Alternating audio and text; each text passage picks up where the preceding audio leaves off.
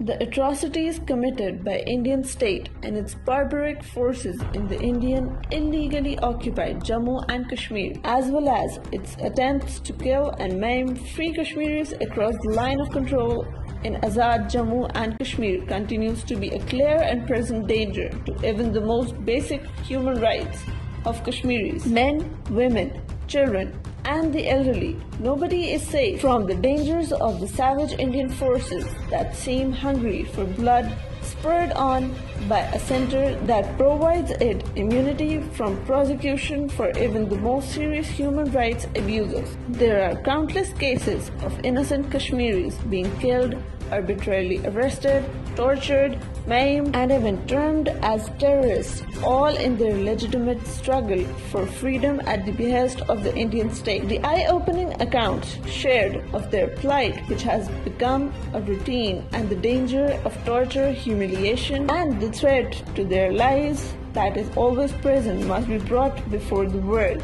so that the world powers take action to put a stop to these ever-increasing atrocities. This reign of oppression and tyranny must come to an end now.